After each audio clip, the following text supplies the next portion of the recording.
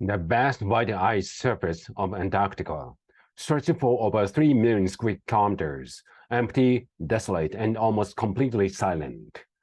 But appearance can be deceiving. On the coast of this expanse, just a few meters beneath the ice, lies the multicolored constellation of life.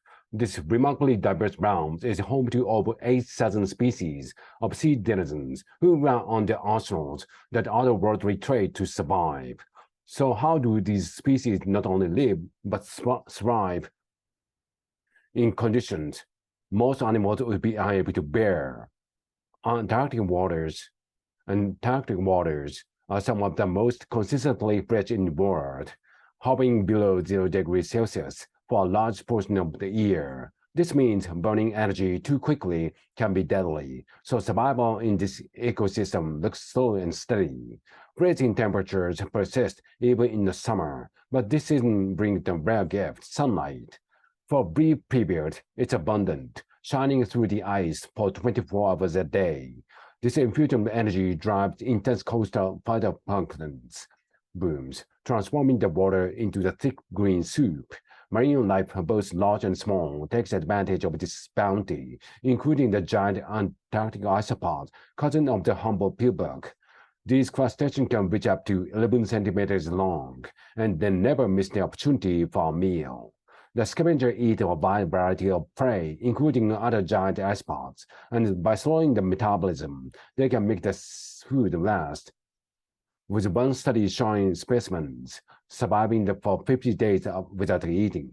Since the adaptation involves careful conservation of energy, giant isopods spend most of their time stationary or inching across the sea floor. Meanwhile, the tiny amphipod relatives celebrate their summer by releasing offspring alongside the algal explosion, ensuring the young have abundance of food, and sea cucumbers carved in the seafloor hoover up the dense plankton with outstretched tentacles, producing nutrient-rich feces that nourish nearby life. But this big summer blow-up doesn't last long. The first signs of autumn arrive in the fine needles of fragile ice. These slowly coagulating ice crystals form a skin across the surface, then mix with the falling snow before freezing into the thin crust of ice. The waters get darker and colder. In this sweet dimming world, a set of long spiky limbs sighted into view. With up to 6 pairs of legs, these giant sea spiders aren't anomalous, but rather related to a class of marine arthropods unique to the seafloor. In addition to the housing some of these animals' organs, its legs are covered in tiny holes, which grow more than numerous as spider ages. This hole will likely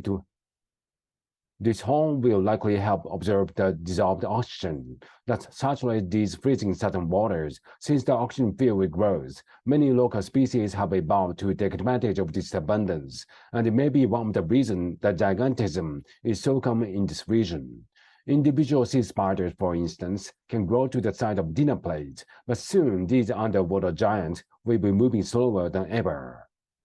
As winter settles in, the seafloor becomes even colder. Waters fall to the negative 1.8 degrees Celsius. On the surface, the thin icy crust thickens into a layer of cold needles, and young sea ice starts forming ridges that block out the sun. The ocean begins to mirror the still landscape above it.